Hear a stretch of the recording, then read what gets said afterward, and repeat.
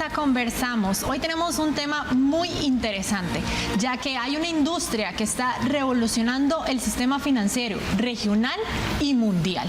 Tenemos de invitado a Carlo Blasio. Él es experto en fintech, el tema de hoy. Bienvenido. Muchas gracias, Milagro. Un gusto estar aquí con ustedes. ¿Cómo podríamos, iniciamos la conversación explicándole a la gente qué es fintech y cómo podríamos describirlo? Muy bien, fintech viene de la separación de palabras de tecnologías financieras. Entonces, todo lo que tengamos, todo lo que tiene que ver de tecnológico junto con productos de servicios financieros es parte de este ecosistema. Es un ecosistema bastante amplio, por ponerte en dimensiones en Latinoamérica. Hoy existen más de 3.000 empresas que están desarrollando productos y servicios en la industria de fintech.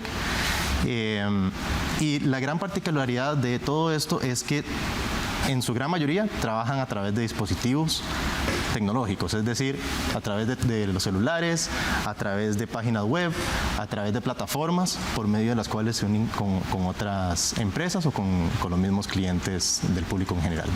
¿Cuál cree usted que es la importancia de este ecosistema? Este ecosistema ha venido a revolucionar varias industrias y al mismo tiempo varios segmentos de las poblaciones.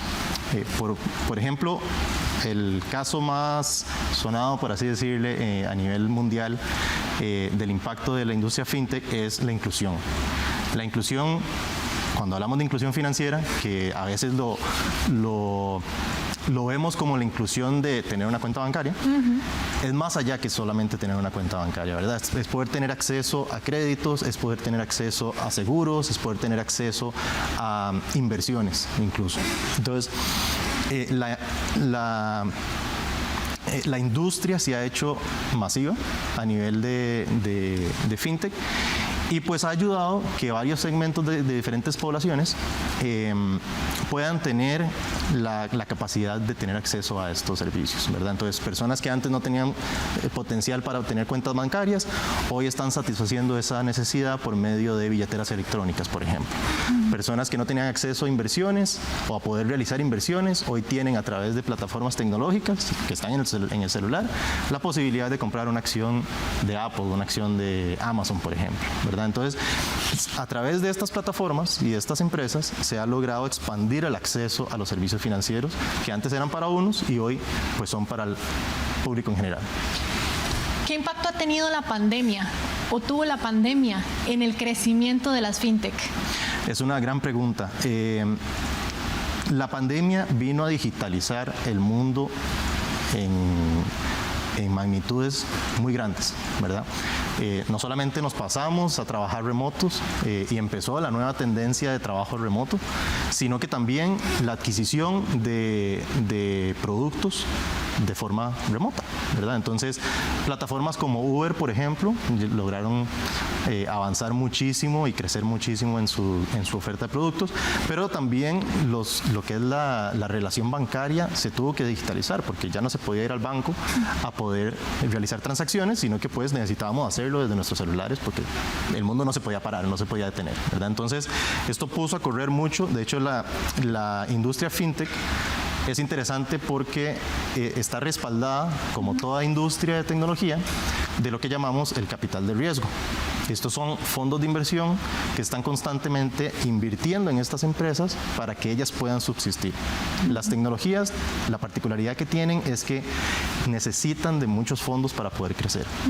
Constantemente necesitan de capital externo para poder desarrollar tecnológicamente todas estas plataformas y ofrecerle productos y servicios que eventualmente se van a convertir en ingresos hacia estas compañías. Pero es todo un ciclo, ¿verdad?, de crecimiento que las plataformas o los fondos de inversión de riesgo han logrado llevar a cabo. Entonces, en la pandemia, nosotros tuvimos un gran cambio de percepción y una gran inyección de capital de riesgo que sobrepasó los promedios en 2 o 3 veces incluso de años anteriores.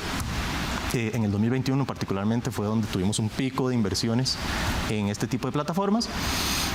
Y eso ayudó a que el desarrollo de estas se catalizara, ¿verdad? Entonces se invirtió mucho más en contratación de personal, se invirtió muchísimo más en desarrollo de estrategias comerciales, en mercadeo, para poder publicar y expandir las ofertas de estas plataformas. Entonces, si bien es cierto, vino a catalizar el uso de las plataformas, tuvo un efecto secundario muy interesante que también va hacia el segmento y los segmentos a los que van distribuidos estas plataformas. Entonces ya vemos personas que antes no utilizaban plataformas digitales del todo, haciendo esa subida, como decimos, al mundo tecnológico y bajando estas aplicaciones en sus dispositivos móviles, haciendo transacciones. Costa Rica, por ejemplo, ya veníamos un poquito más entrenados en el uso de transacciones digitales gracias a lo que el Banco Central sacó con SIMPE, ¿verdad? Y eso nos ha ayudado a nosotros a ser un poquito más tecnológicos que el resto de la región. Brasil es otro que tiene PIX, por ejemplo, que ha funcionado de maravilla. Colombia es uno que ya va a empezar a desarrollar un sistema muy similar. Chile también. Entonces, esta digitalización de la experiencia de los clientes ha ayudado muchísimo. Comenzó previo al COVID, pero después del COVID se catalizó. De hecho, le iba a preguntar, ¿cuándo nace FinTech? ¿Y bajo qué necesidad? Porque si bien es cierto, la pandemia vino a digitalizar muchas cosas, pues en este momento pues ya era una idea que venía surgiendo, ¿verdad? Sí, bueno, FinTech tiene, la industria como tal, tiene muchos años de existir. Podríamos hablar de casos en lo que se llama la época .com, que fueron los años 2000, con empresas como PayPal, fue una de las primeras fintechs que empezó a salir a nivel mundial, que hoy pues es una empresa gigantesca, que nació junto con Amazon. Amazon también vino a digitalizar mucho la experiencia de transacciones de venta de productos digitales. Entonces, estamos hablando de probablemente desde finales de los 90 en Estados Unidos comienza la industria fintech. Latinoamérica se ha venido desarrollando desde los años 2010, más o menos. Y en nuestra región estamos viendo los primeros comienzos de esta industria desde hace aproximadamente 5 años, 4 o 5 años. A nivel latinoamericano, por ejemplo, hay una empresa que es un caso de éxito, que se llama Nubank. Esta empresa nació en Brasil y hoy está catalogado como uno de los bancos mejor valorados de toda la región latinoamericana. Y nació como una fintech. Y nació como una fintech, exactamente. De hecho, nació ofreciendo nada más una tarjeta de crédito a todo el mundo, perdón, de débito. Entonces, estas empresas, por ejemplo, el caso de Nubank, que fue una empresa que ya tiene 12 años en el mercado, nació pequeñita, nació en Brasil, nació atendiendo el mercado brasileño, hoy se expande, y esto fue hasta hace 2 o 3 años, en la región colombiana y en la región de México, y empieza a arrasar, como decimos, con el mercado. Entonces, son empresas que la particularidad que los diferencia de bancos tradicionales y de empresas de servicios financieros tradicionales es la escalabilidad. Okay. La escalabilidad significa la capacidad de poder replicar tu modelo de negocio en otras regiones. Obviamente en Latinoamérica cada país es un mundo diferente y en el mundo financiero todavía es más complicado por las regulaciones que implica estar en cada uno de los países. Pero hay empresas que han logrado tener una mentalidad de producto, ¿verdad? Y de expansión que gracias a las tecnologías que desarrollan, pues les ha ayudado muchísimo a poder expandirse de una forma eficiente. Entonces, compañías como Nubank tienen alta escalabilidad porque la misma plataforma que utilizan en Brasil le hacen copiar y pegar y lo ponen en México, y le hacen copiar y pegar y lo ponen en Colombia. Sin embargo, hay particularidades, ¿verdad? Entonces, hay mucha inversión que se requiere para poder operar en diferentes países de Latinoamérica, porque la realidad es que para lograr tener éxito en estas expansiones tienes que ser local. ¿Verdad? Entonces tienes que contratar a tu equipo de servicio al cliente local, tienes que entrenar a ese equipo, tienes que desarrollar un departamento de cobro también local para que la experiencia, a pesar de que la plataforma es la misma, el contacto directo con la empresa a través de personas sea local. ¿Podríamos decir entonces que esos son los principales desafíos que enfrentan las fintech? Uno de los cuantos. Yo diría, hoy en día podría nombrar la parte de regulación como uno de los principales desafíos, porque la regulación es muy diferente país a país y cambia constantemente. Sin embargo, Latinoamérica hay varios países como Colombia, Brasil, Costa Rica inclusive, donde la regulación se está tratando de abrir más a este tipo de emprendimientos, ¿verdad? En vez de ponerles cláusulas donde se necesitan cientos de miles de dólares para poder comenzar a operar en un país, se están abriendo posibilidades para que experimenten dentro del mercado, prueben a ver si es el mercado que realmente atiende la necesidad o cubre las necesidades de ese país. Y en la parte regulatoria, pues cada empresa va a tener también muy bien mapeado cuáles son esos países que sí les conviene y cuáles son los que no. Otro de los retos es el capital humano. Como te decía, y por ponerte un ejemplo, de las rondas de inversión, es decir, del capital que se inyecta en estos emprendimientos, un 60% aproximadamente va a ser dedicado a contratar personal para desarrollar plataformas. Esto principalmente cuando estás comenzando con el emprendimiento. 40% se va a dedicar a estrategias de mercadeo, a pagar pautas, a pagar personal de mercadeo que te permita desarrollar las campañas. ¿Qué significa esto? A diferencia de la industria tradicional, donde mucho del capital se va a infraestructura, a construir una planta, a construir edificios, a construir la empresa o la industria tecnológica y fintech dentro de ellas, pero hay muchas otras, está salud, está movilidad, todo un montón. Se caracteriza porque la gran mayoría es capital humano desarrollando tecnología. Todo lo que necesitas es una computadora y una persona. Ahora, al regresar de la pausa, vamos a seguir conversando sobre las fintech. Además, ¿cómo puede estar usted seguro de que sus datos están siendo resguardados? ¿O cuáles ejemplos y quiénes son fintech en Costa Rica? Ya regresamos.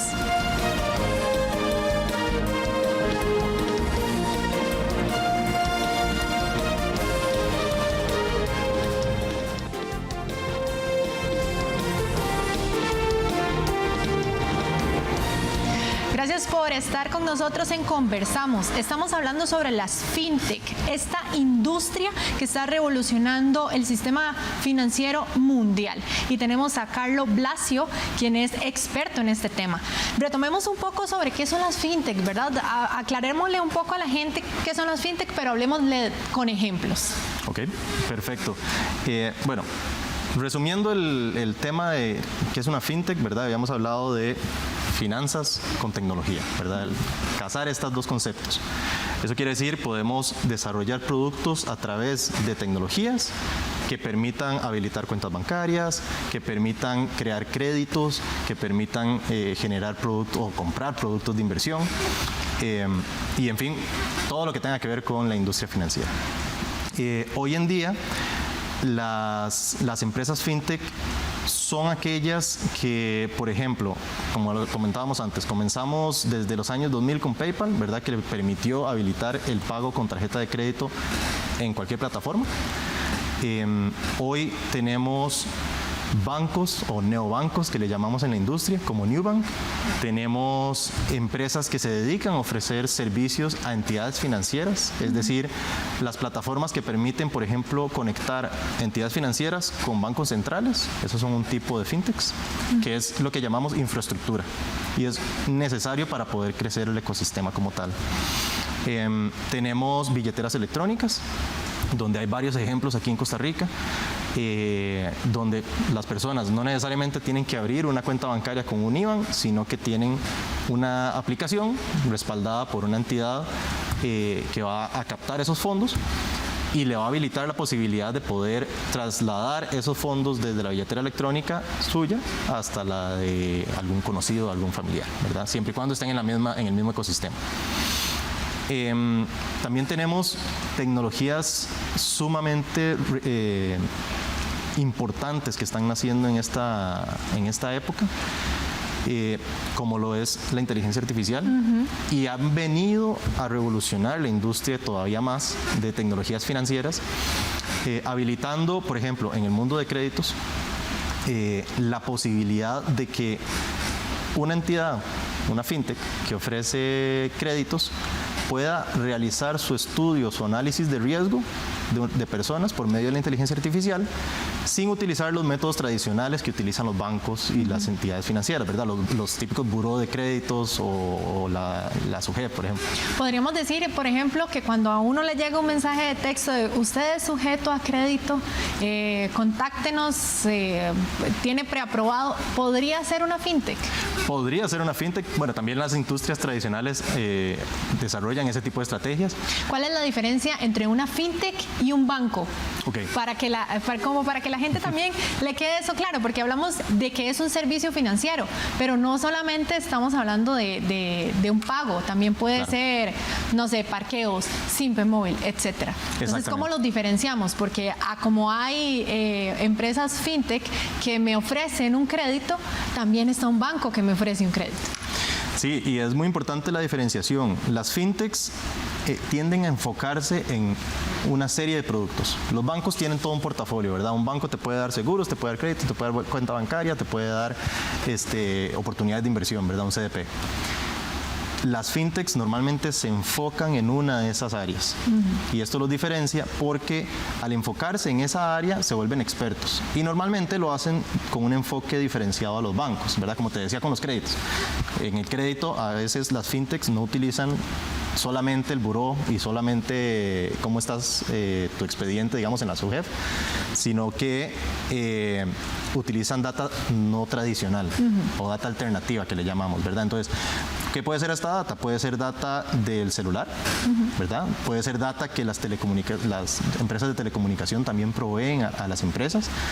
Puede ser data del día a día, digamos, psicométrica, ¿verdad? Entonces, a veces por preguntas también tienden a poder identificar un perfil. Entonces, se diferencian porque, y esto ha ayudado muchísimo a la inclusión financiera, los métodos tradicionales dejan a veces a grandes segmentos por fuera de la inclusión crediticia, versus empresas que se dedican y están en el día a día solamente atendiendo estos perfiles de personas que no pueden ser incluidas dentro del sector bancario, se les puede ofrecer este tipo de soluciones, ¿verdad? Entonces, las grandes diferencias son 100% tecnológicas, utilizan métodos no tradicionales para hacer la oferta de servicios financieros y se enfocan en una porción de los productos financieros. Esto los hace más especializados y al mismo tiempo les hace tener un enfoque más cercano con los clientes. Hablemos de un ejemplo. Hay una fintech que tal vez todos hemos utilizado y no sabemos qué es una fintech, la de los parqueos. Okay. Expliquemos.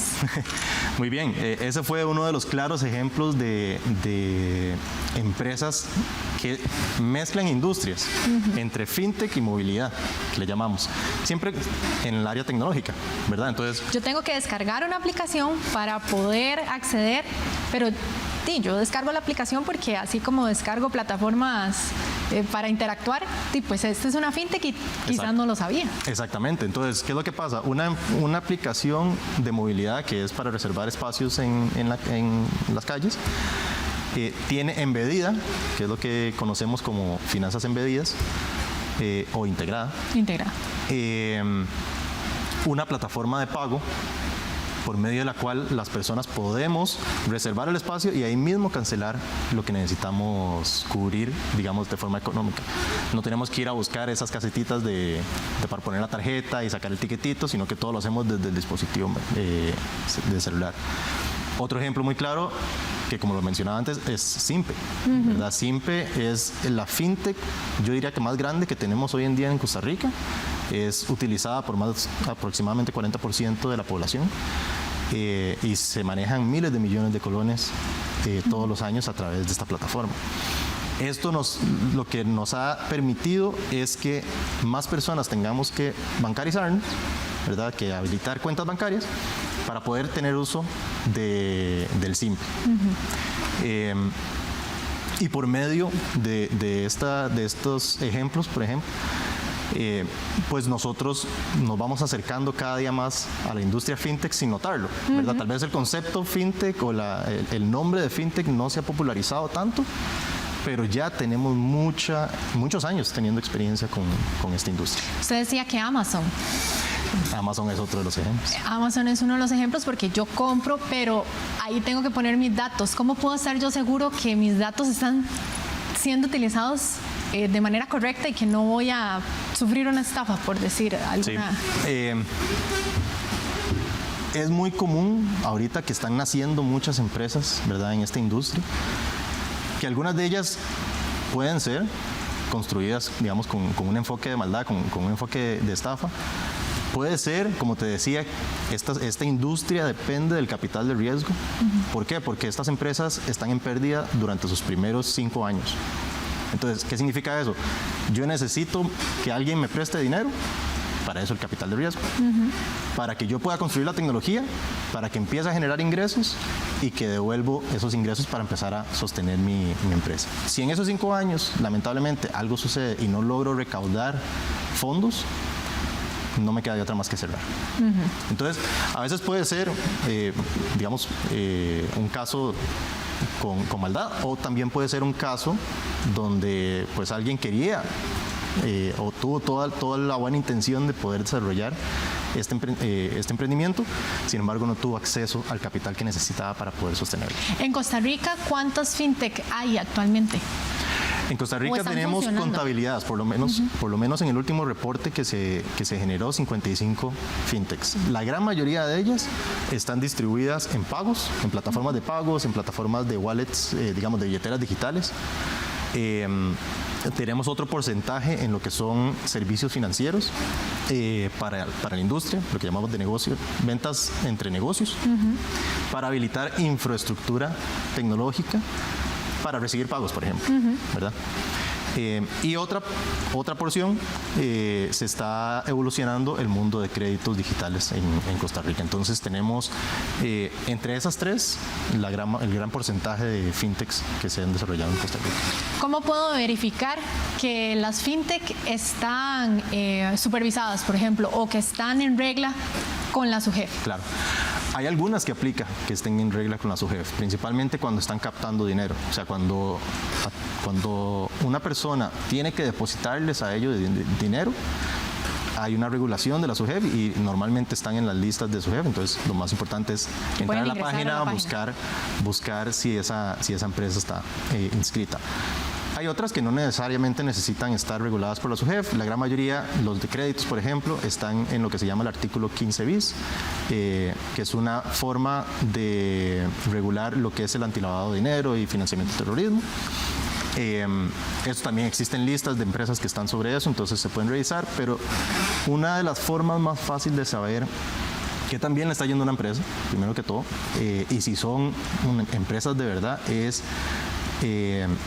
buscar sus redes, ¿verdad? Entonces es encontrar cuáles son las redes sociales que tienen, qué tanta actividad tienen, cuáles son los comentarios que les ha dejado la gente, porque a veces muchos dicen mucho. Y en este mundo las redes sociales también hablan por sí solas. Entrar a las páginas de internet, digamos, de la empresa como tal, y revisar cuáles son los canales de comunicación, porque también hemos visto muchos casos, ¿verdad?, donde empresas se hacen pasar por otras, o personas se hacen pasar por otras empresas.